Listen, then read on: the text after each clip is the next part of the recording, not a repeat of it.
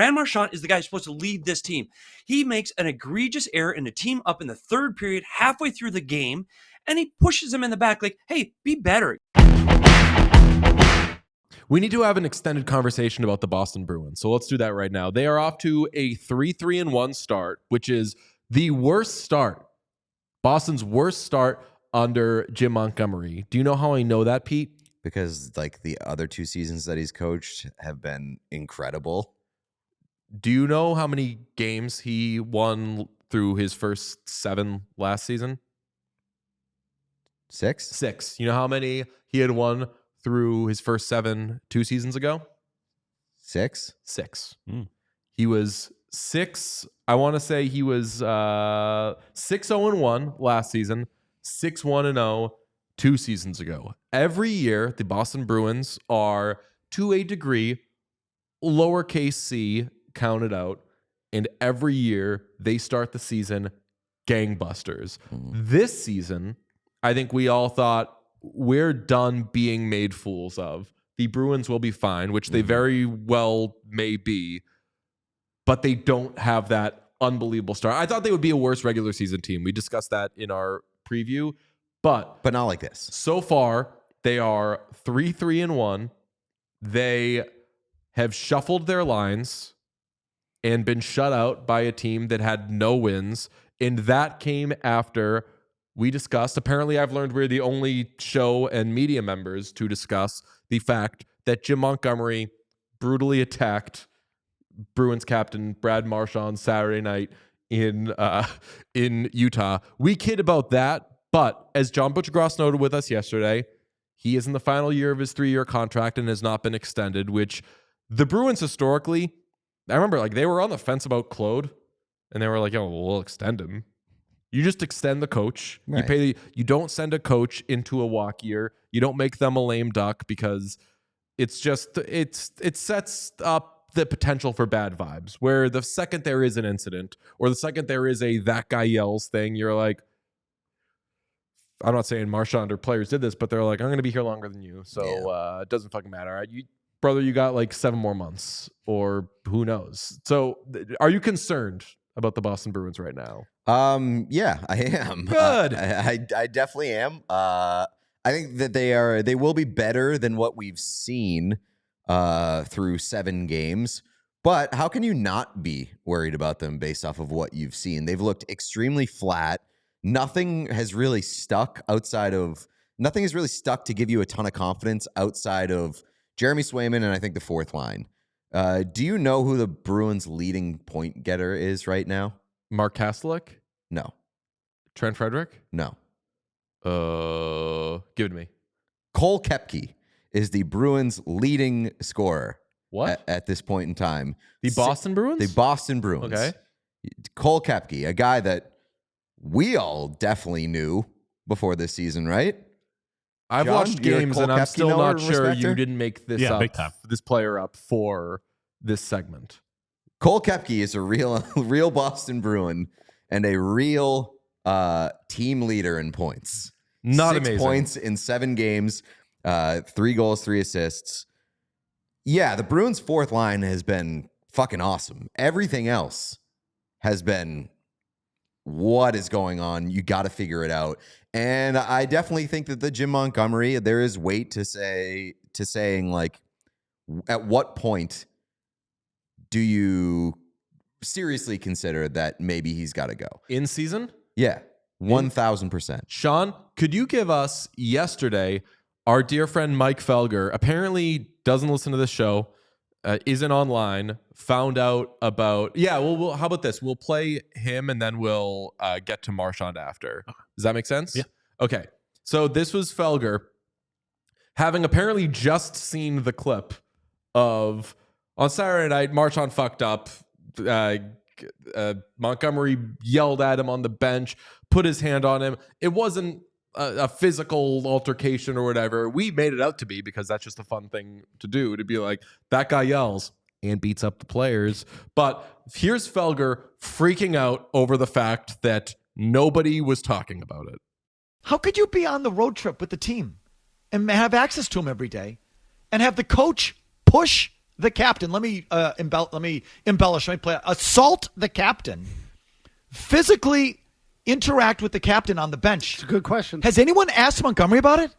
Has anyone asked Marchand about it? Has anyone asked the coach, why did you push your team captain on the bench? I've seen nothing since, and that's now days ago. Did anyone ask the team captain, how do you feel about your coach assaulting you on the bench during a game? And I'm over embellishing that just for the. I like it for. Oh no, because I'm the part of my outrage is I covered the Bruins for 2 years for the Herald.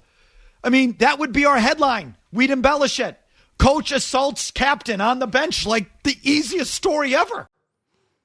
The headline would be coach assaults captain on bench, but I get what he's going for there. I love the idea that like young Mike Felger sees like a 2-second little thing and is like, front page, baby. We got him. He is literally the Adam Schefter meme, assault.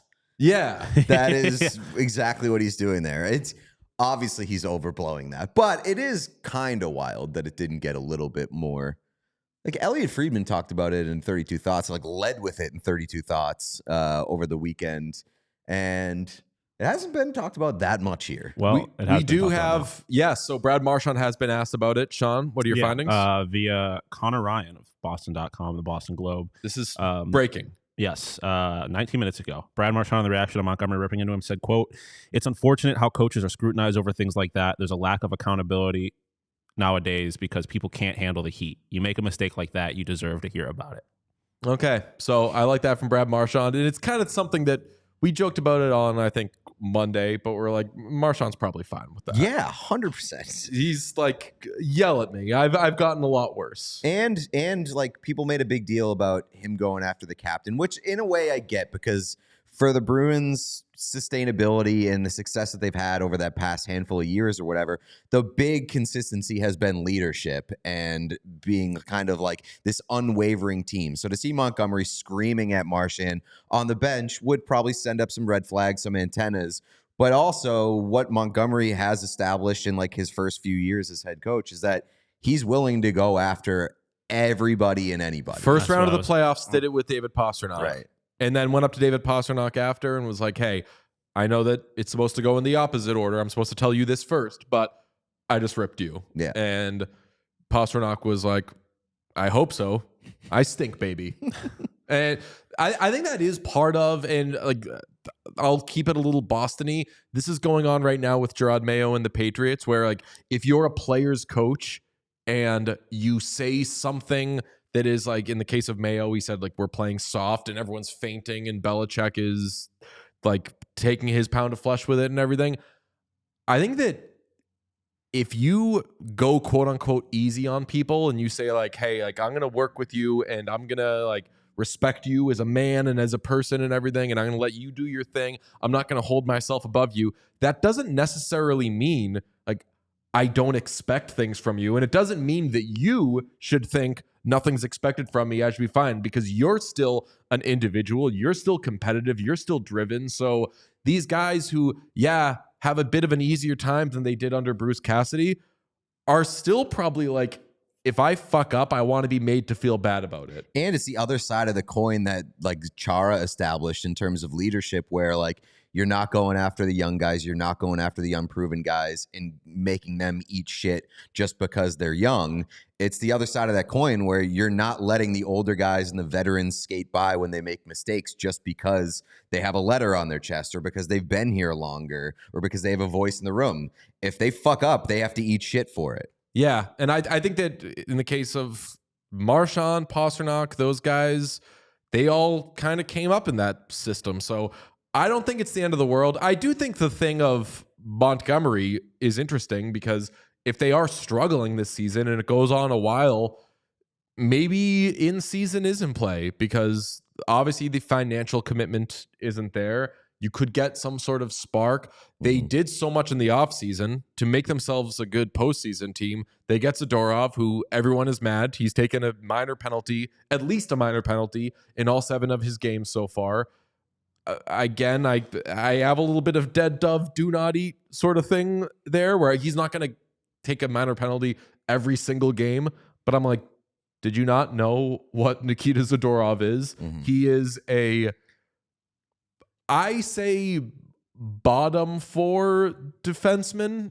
You say probably more third pair defensemen. He's an in-betweener, I think. Right. So you could say like bottom 4 He's like a fourth, fifth defenseman, defenseman. who a lot of it is I'm big, I'm sandpapery. He's going to take penalties. So that's that. The returns on Lindholm so far have immediate. I mean, they looked amazing initially, and now we'll see. But it's just 7 games into the season. Elliot Friedman, you mentioned, discussed the incident on his podcast, but he also wrote in his 32 Thoughts thing. I won't read the whole thing, but basically, part of it is they've just played Florida twice. I agree with that. I think playing Florida twice fucks with them enough that, and it's not good. We've talked about it. Panthers just fuck with the Bruins so much. They can't and probably won't be able to get over that. So maybe that's part of it. I think that's if you're still lingering on Florida when you're in Utah and against Nashville and you look as poor as they did in those 2 games, I have a problem with that. And I don't think that Montgomery's a bad coach. We've seen him have a lot of success in the regular season over the past 2 years. The one thing that I'd say about him is that like his big strength was that he's more of a player's coach than Bruce Cassidy, which is why they brought him in. And now, like with the Marchand thing, maybe he's starting to lose that a little bit in terms of being a player's coach. But he's also not amazing at making adjustments. No. And I think that's a big problem. We've seen it in the playoffs, specifically against Florida, but even against Toronto too.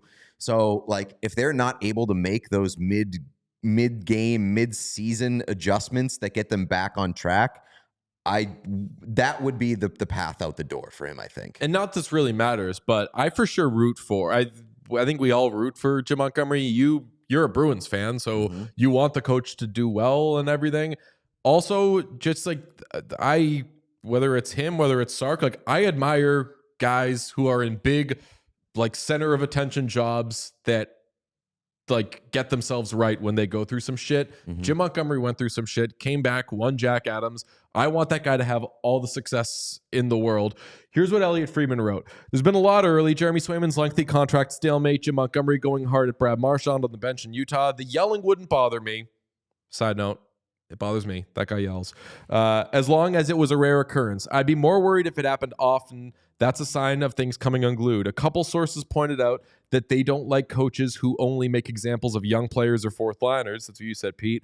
And Montgomery isn't afraid to criticize his stars. The tap to Marchand was the only thing that concerned me, but didn't cross a line and surely won't happen again. That seems very informed. They don't look like themselves, but have repeatedly made us look like fools for anticipating their demise.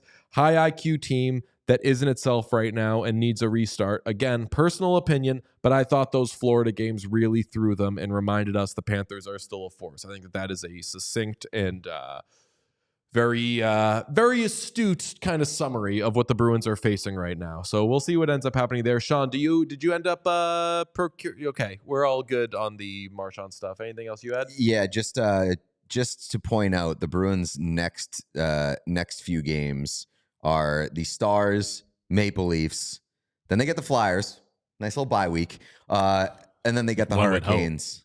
So, I said one would hope. Yeah, right. I mean, Thursday is the Montgomery Bowl. That's Montgomery against his old team. He has to prove 2 teams wrong.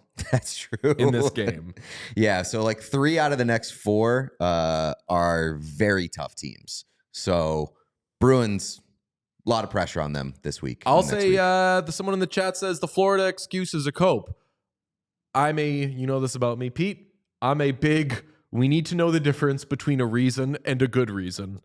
It's not a good reason to say we're struggling because when we play the Panthers, we lose our minds. You're not going to be successful if that is your mindset. That is what I think their mindset is, though. So it's not a good reason, but I think it can for sure be a reason. I mean, to be fair, do you think that's something that's actually coming from the locker room or just... I don't think so. No, I think like it's an understandable explanation to me if... you have a couple of good games and then you play the Panthers and you're like, hey, they don't have Barkov, they don't have Kachuk, and they still do the Panthers thing to you. And you come out of that game and you're like, Jesus, what the fuck? Is it is it us? Is it, well, what is this? And then maybe you got a little weird funk to you. Your coach starts beating you up on the bench. I don't know. I mean, for me personally, it's maybe recency bias, but the Nashville loss is the most alarming because you tried to stack the first line. You were already struggling. You went into Nashville. You played a team that, yeah, you can say they were hungry, but they were also fucking winless. They hadn't figured it out yet. And you got shut out. You looked completely flat. And now you're answering a lot of questions. Hey, thanks for watching the channel. We appreciate everybody who checks out our stuff, but 80% of our viewers are not actually subscribed to this page. So if you could smash that subscribe button, it would go a very long way for us. The more subscriptions we have, the more visibility we get from YouTube, which allows us to do more. So press that button. Thank you. I will tell you this, and I've been sitting in the green room listening to all this. Spicy today. Like I'm fired up about all the BS, and I can say bullshit on here. Like it started with the assault comment. Are you in your fucking mind? Like, are you out of your mind? Have you been on a bench in the National Hockey League? He pushes his captain, his leader, who should be doing everything right. Doesn't have a fucking goal this year. Not one. He hasn't scored. Brad Marchand is the guy who's supposed to lead this team.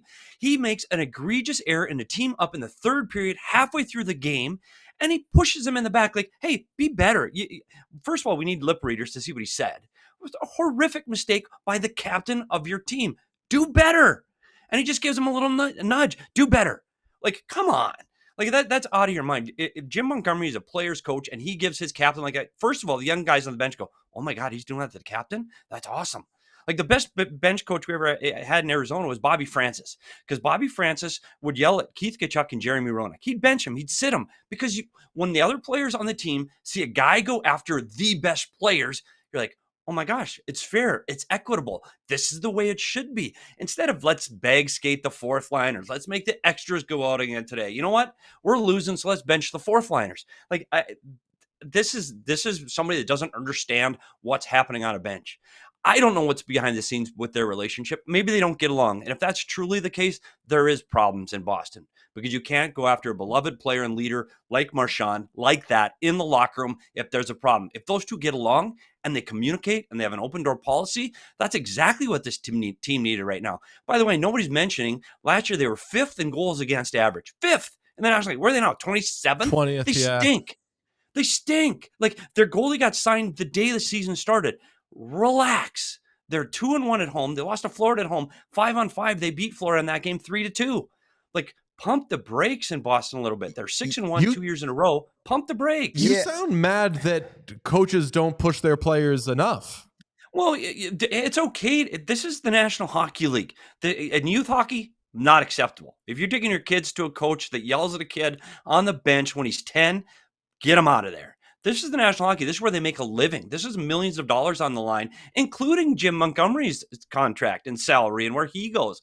It's okay to yell at guys a little bit. Like, it's okay. Like, you can't be personal. You can't demean them and physically accosting them. If somebody thinks that's physically accosting a player, I don't know. I guess I think it's a little nudge. Hey, because he doesn't look at him. He doesn't turn around and Marchand doesn't look at him and give him, hey, I'm talking to you. Like, I don't know. I'm also, sorry. this is Brad Marchand. So if Brad Marchand considers that being physically accosted, he is the most hypocritical person in the entire NHL. I think that he's going to be completely fine. This is going to blow over. It's only going to be amplified if the Bruins continue to struggle. But you do raise a good point that through the first 7 games of the season, their net front coverage has been god awful. It has been horrendous, and it's almost inexplicable because there are like Mason Lohrei's in there, sure, but like this is largely a group of experienced defensemen who know how to play the position in this league. Carlo. So from what you've seen, why are the Bruins so fucking bad around their own net to start the season? Yeah, and it's funny because Jim Montgomery, one of the things he does is they defend extremely well. Like, that's one of the hallmarks of this team. That's why their goaltending has been so good, because they don't give up the second opportunities. They don't give up those chances inside the slot, and now they are. And I don't know. I don't know because you're not in the room, but they're not playing like that. I don't know if they're trying to create more offense because the offense hasn't been there. And so that the one thing I will say about Boston that is a bright spot is their offense by their defensemen. They're top 10 in the league by offense by their defense, and something that they should be with that defensive core with Lindholm and McAvoy. They should be better offensively. And I'm wondering right now, because of their early season struggles, if they're starting to think offense first. And when you start thinking offense first, that part of the game from the blue line in falls apart. And I'm concerned right now that they're not getting that message. You got to defend first. Stop the puck first and then worry about the rest of it later. The offense will come. Like Marchand's going to score goals. Pasternak's, he's a little behind last year's pace, but he's still putting the puck in the net. And I know you talked about Koepke leading this team. It's not going to be that way in a week. Like I just think that right now they're trying to focus too much on what's happening offensively before they take care of what's happening in their own. I don't like the Cole Koepke disrespect. We knew who that guy was like 2 No. weeks ago. Hey, buddy, you never know. Maybe it's his breakout season. Maybe this is it. We all silly like the mayor.